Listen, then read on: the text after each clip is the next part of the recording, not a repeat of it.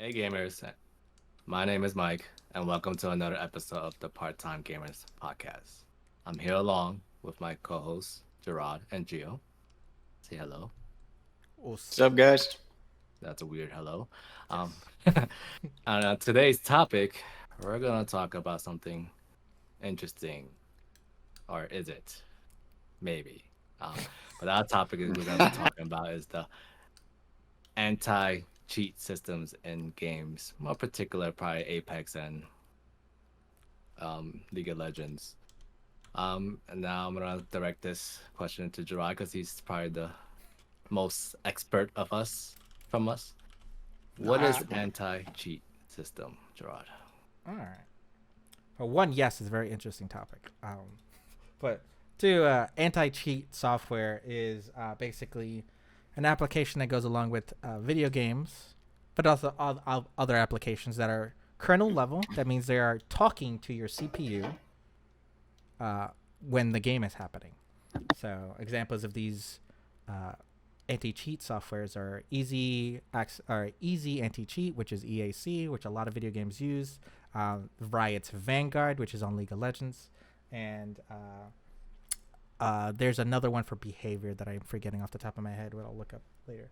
But they're just basically making sure that any application that is interacting with the game client is not interacting in a cheating way or malicious way in any shape, way, or form. The only way to get that to work is to make sure that the computer itself is talking to the application in the way it expects. And that's why anti-cheat systems or softwares are kernel level, because they have to be as low as possible to make sure applications are not being violent or malicious toward the application. So, Oh, thank you for explaining that, Gerard.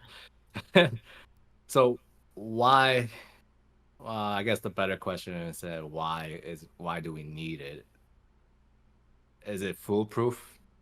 Actually, Mm. can it still? I mean, I don't want to say it's foolproof, but it is definitely helpful. So the reason, like, it's very, like, I'm pretty sure gamers can think of many ways they've been cheated or basically they run into bots all the time or just boosting people or running scripts or wall hacks, and that exists in a lot of games.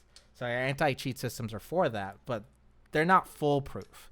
uh, Earlier on, we have EAC during the earlier days, and even recently with Apex, have a vulnerability in them that if you use it right, you can get access to anybody's CPU, or even worse, their entire server, and take it over and just be able to become the owner of it, which is kind of a problem. Um, but it is hard to do that because they are designed to not let that happen. So I guess I'm kind of surprised by it. I like the one day I just popped onto League and it says you got to do this install of Vanguard. I said something about anti-cheat system. I was like, oh, that's interesting. I didn't realize it was. I don't want to say I didn't think there's any kind of cheating. Obviously, I was aware of bots and stuff like that, but like I didn't think it was so rampant on the game. I didn't realize at least it was to that extent.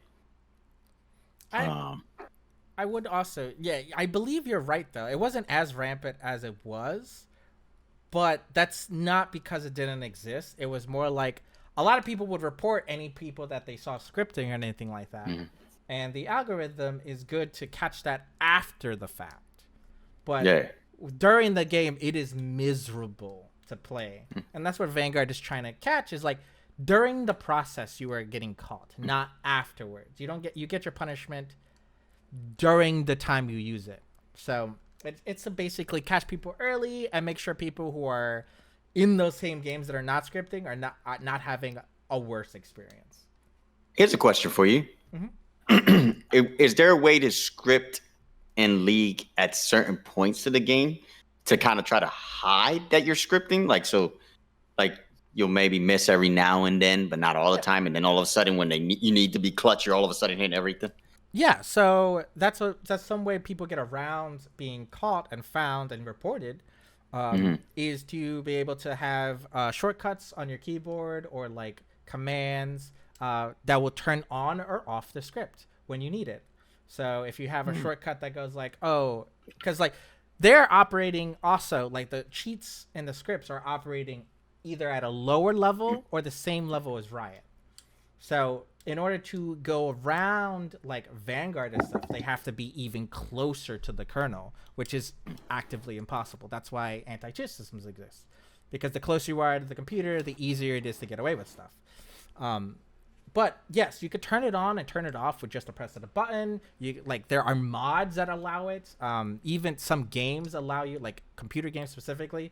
Uh, you can access a system console and that would let you do stuff. And if you have like a hack or a cheat that lets you get admin rights, you can now use the game's own system console to do stuff, spawn in enemies, or a good example.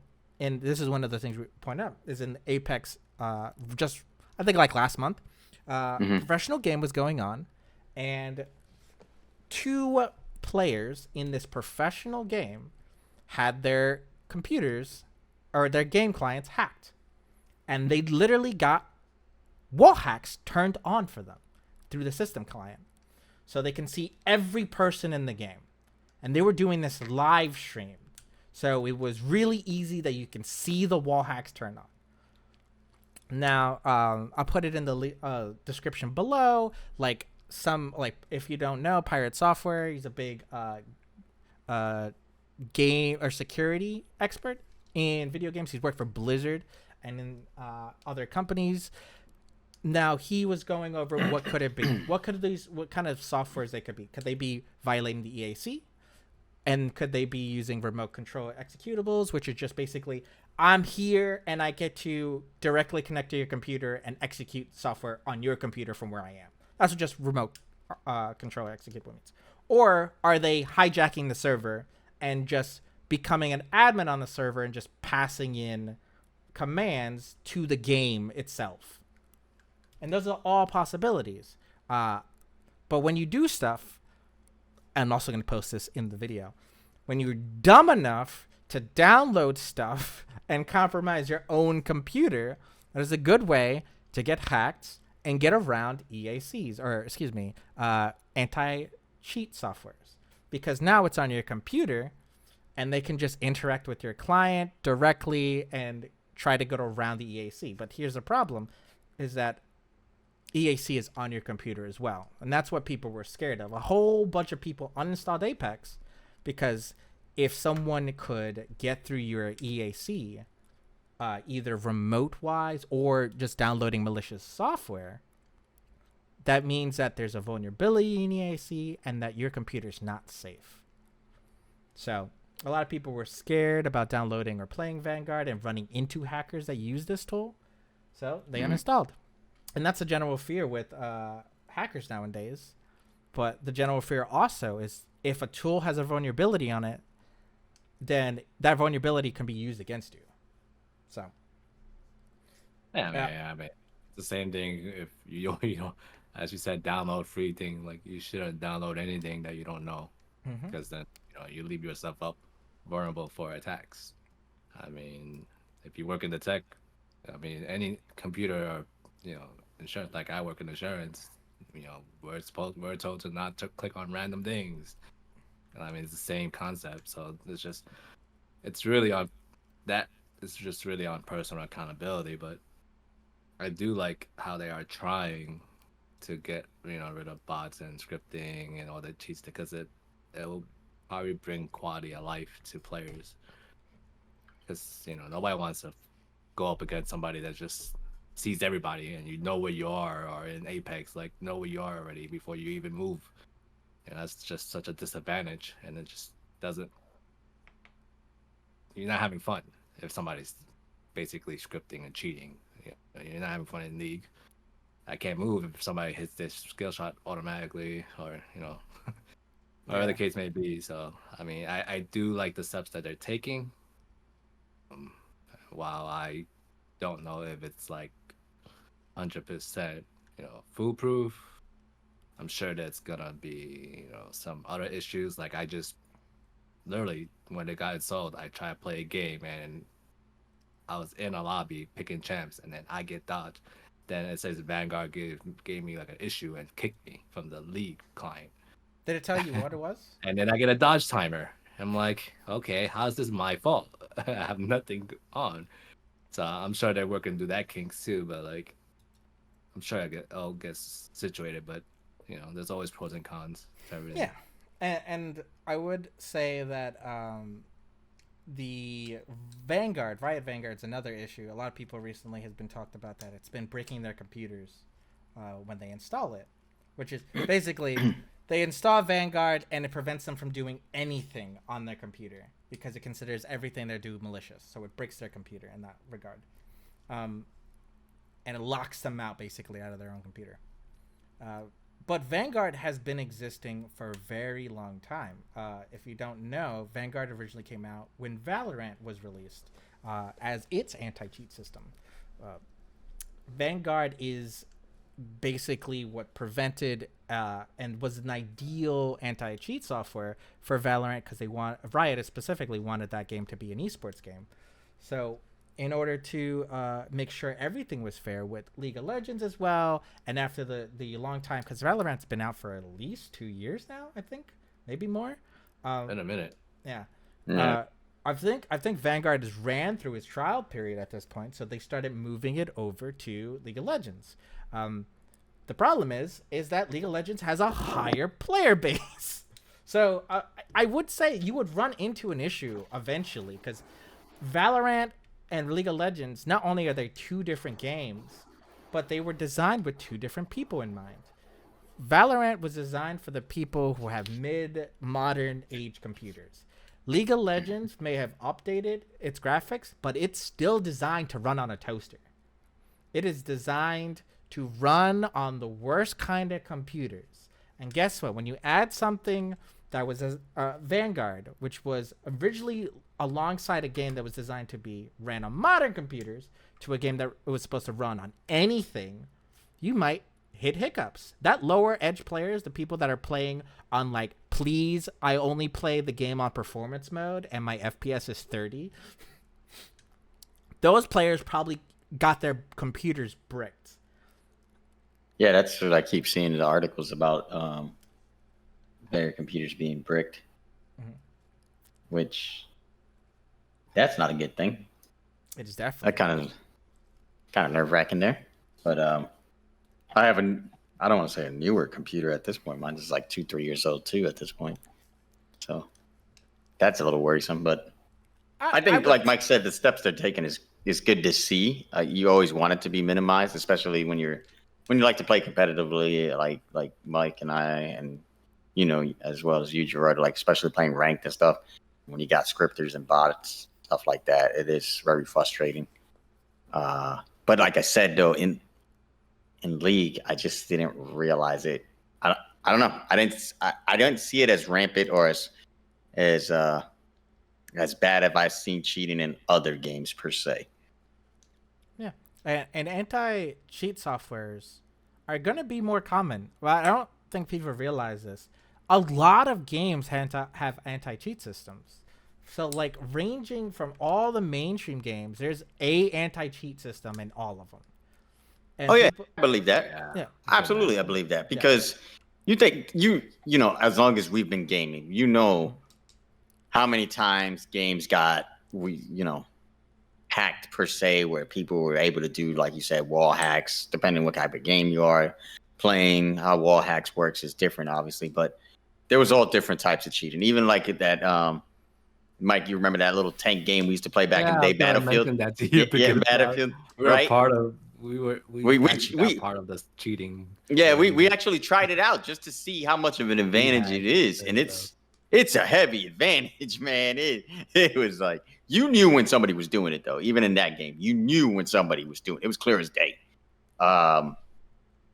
So, like I said, I think it's good for the community to see that those developers are putting in that effort, but I wouldn't be I'm not surprised that they had anti-cheat systems, because there's always been somebody trying to cheat and get an advantage in some kind of way. It's just always, it's going to be there because people are competitive, and some people are just willing to do literally whatever it takes to win or get. Yeah, some people cheat just because they can and they know how to. Yeah, that you too. know, Some people are just trolling you. That's it. It's just trolling.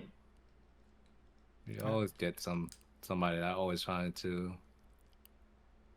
defeat the system or Just go cause outside the chaos. They kind of cause chaos. They're the jokers. Yeah. And I did just look up, like, the reason why people's computers are bricked. It's a Windows 11. Well, majority of them are Windows 11 issues. So, funny enough, tied to Microsoft. It is, you need to hit a very specific scenario, though. It's very much an edge case, in my opinion. An edge case being, like, not the typical norm. It is out of the average. So you need to have Windows 11 installed, for one. And two, you need to have turned off TPM 2.0, which is like Trust Package Management. You had to have that turned off. Mind you, that it is on by default.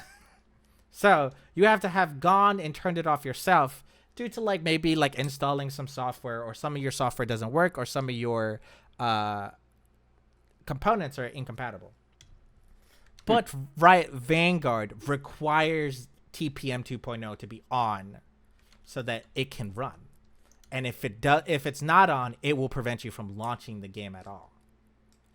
Now, the brick issue that other people are having, which is even further than that, is that not only is their TPM 2.0 disabled, but they are also have their operating system, their Windows 11, on a hard drive that is in a specific mode, which is the master boot record, which is a type of partition. If you don't know what I'm talking about, I'm sorry. This is the only words I can speak. It's tech geek stuff. If your hard drive, aka your memory, if your operating system is installed in a certain way, it won't allow you to turn on TPM2. Because if you do, it will prevent the computer from starting anyway. So this is the edge case. You need to have Windows 11, you need to have TPM 2.0 off, and your operating system has to be set up on a hard drive that is not set up correctly. Those are all the three things you need to do to brick it. And guess what? That is hard to meet all of those criteria. Yeah. It is so those hard. people that bricking, that's it's just unfortunate. Unlucky. I did have a question though. Because just out of curiosity, and just, you see it in different games of cheating and stuff. How, and you being a programmer, how advanced or how hard or how easy is it to make those programs, you would say? Are we talking about scripts, or are we talking about anti-cheat systems? No, the scripting, the actual cheating. How would you? It depends on the game, actually, because each game is set up differently and the way they work. So it really depends on the game. Now, scripting itself requires two things, like knowledge of two things. One, how computers work, and two, how the internet works. So for scripting, you need to know how the game is talking to your computer.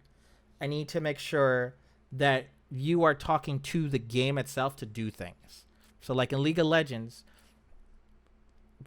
your client knows where you are and everyone is, but it also knows where the fog of war is. So you can't see it through the UI, but your client knows where everyone is. So with the combination of a script that will be able to use your abilities and a script that can find everyone where everyone is and enemies, you can just basically tell your client to do your actions for you, which is like a mid-level thing because you're talking to the video game itself. But you need to know how it does that in order to understand. So it's kind of higher level than majority of like just writing a bot or something. But with certain games, let's go with MMOs or fighting games. It's a little bit different for cheating because you got to talk to the server. And that means you need to know how the internet works because you want to basically steal packets from when you're from the other person or manipulate your packets in order to do stuff. That's more of a higher advanced kind of hack, but all of these, like to a 4-year programming student, can be easily done. And people who want to learn it, it doesn't take long to learn how to read these, like this stuff, to get set up. A majority of these are free tools that you can download online. Yeah, that's what I was gonna ask, like the level of like knowledge of how to do it. Like if a beginner just do it off the just period. Yeah, there's nothing.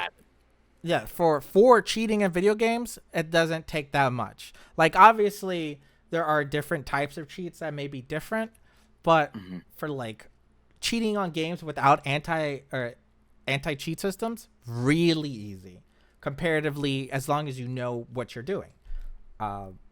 Anti-cheat systems just make it harder, but like Mike said, they're not foolproof. They're not 100% going to protect you every time. So gotta find the chink in the armor. Exactly. And people who are higher, or like not higher, but like understand more about computers and people who are just like genuinely like that's what they do for a living, or they hack 100% of the time, either because that's how they make money or they're just bored. Trust me, it is a common thing for hackers to just be bored. So here's another question I got for you then. If you wanted to, not saying you do or you would, could you hack it? Could I hack? Do you think you could hack Vanguard? Vanguard? Because you know how Vanguard works, so that's why I'm curious. I know the system of how Vanguard works. I don't know how it does it. So that's it's going to be a trade secret between all the anti-cheat systems, because they'll tell you, hey, this is going to be on your processor, and it's going to when you install it, it's going to prevent you from doing things. I know it's going to do that, but I don't know how it does that, because I know all it's reading is probably this is going to get a little tiny technical. It's reading all the IDs that the applications are doing and seeing if it's interacting with a specific executable, which is going to be, in Vanguard's case, the League client or the Valorant client or anything like that. If it sees anything weird, then it responds in like the way it would. Like, oh, you can't play any games, or you can't do this, blah, blah, blah. So to get around that, it's going to either take someone internally to tell you how it works, or through a lot of trial and error, because you can see the source code, but the source code for a lot of things are basically scrambled on purpose. It makes it unreadable to human beings.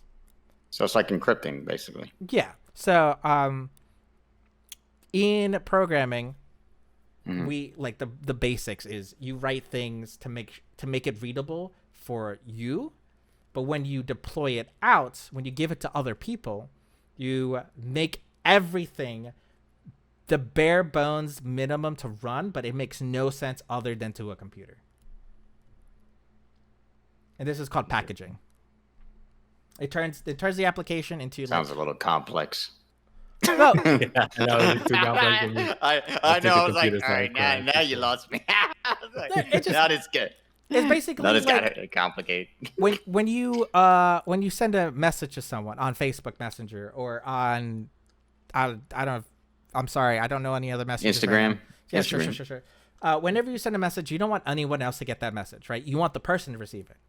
Correct. Right? So what happens is when you write that message and you press send, your application, whatever you're using, Facebook Messenger, TikTok, Instagram, whatever, they are going to encrypt it, send it on its way along its path, like a path, go to a server, go to Instagram, then it goes to the person, and the person will be able to uncode it. Okay. Anyone who catches it in the middle won't be able to read it because it makes no sense to them. So that's the process that everything in like the internet, video games, browsers, everything like that. Anything that has that kind of encoding should be doing. Security for reasons, privacy reasons. If you don't do that, you get hacked. You get people that DDoS you. You get people that steal your identity. They get people that log into your own accounts. So what I get from this is basically like to hack Vanguard or any anti-cheat system is either you need to have an inside guy or have a lot of goddamn patience. Yeah, basically. Because like that, a good point. We talked about Vanguard. Let's talk about the EAC that's on Apex. EAC, the one that Apex uses, the anti-cheat software, has been out for a very long time. A lot of video games use that system. So guess what? You're going to have a lot of people that have tried to use it and look at it and abuse it as much as they can. It was only a matter of time before the Apex issue happened. So somebody figured it out. Yes. You only need one person to figure it out before the entire community figures it out. Because hackers... Word of mouth spreads like wildfire, man. Between hackers, yes. Because they... And this is kind of like... Have you ever seen the movie Hackers? A long time ago, but Angelina yeah, that's a long that's a long time ago. They yeah, I know you're talking. Like to spread the name that they did it. Oh yeah. They love they take credit for it. Showboating. They love it. Yeah. And that in the Apex, in the Apex clips that are going to be in the description again, you'll see it. Like you'll see it in the tags. Like, hey, I'm doing this to you, man. It's me. I'm the one doing this to you. Isn't the guy that you sent us that video from that he used to work for Blizzard also and stuff like that? Wasn't he a hacker as well? He said. Yes. I thought he mentioned. There are called it's not. What is it? Not moral hackers. What is it called? Productive hackers, which go on Hackfest because companies, big companies. So we're not talking about Google. Riot's also doing this with their Vanguard. A whole bunch of companies that will give out a bounty. They're searching for bounties. They'll give out a bounty if you can hack their software. Because they want you to find their vulnerabilities, so they can exactly, and they fix it. So people will go. It's like, hey, you're giving out a bounty. I'm gonna abuse it. I'm gonna send everything I can at this, and if I find your vulnerability, I'll let you know, and you pay me for it. Because the one for Vanguard is $10,000. Riot is paying people $10,000 if they can find a workaround Vanguard. You ain't gonna try to get that 10 grand, bro? Shit. I don't have the time. I don't have the time. Damn. Right. Any final comments on Vanguard or any anti-cheat system that we have? Gotta kind of wrap this up. Nah, I mean, I have no additional comments, but I would like to add the one thing I forgot earlier in the episode.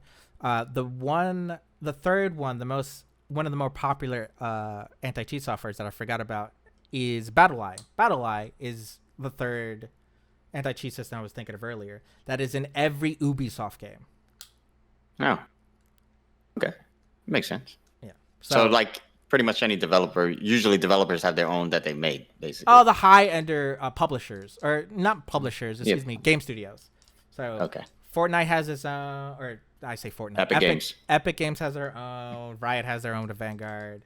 EAC is the one that everyone else uses, like in between. But yeah, majority of them are very popular and they're very known. They're everywhere. But yeah, that's what I just wanted. That's all I got. This will wrap up our episode on anti-cheat systems.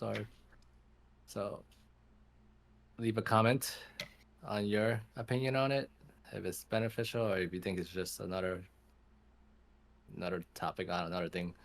Or if your computer was bricked. I want to know your take. Yeah. Remember to like and subscribe, and we'll catch you on the next episode. Later. Peace. Thank you for watching this episode of the Part-Time Gamers podcast. Be sure to like the video and subscribe to our channel for more content like this. And follow us on our other social platforms on TikTok, Instagram, and Discord.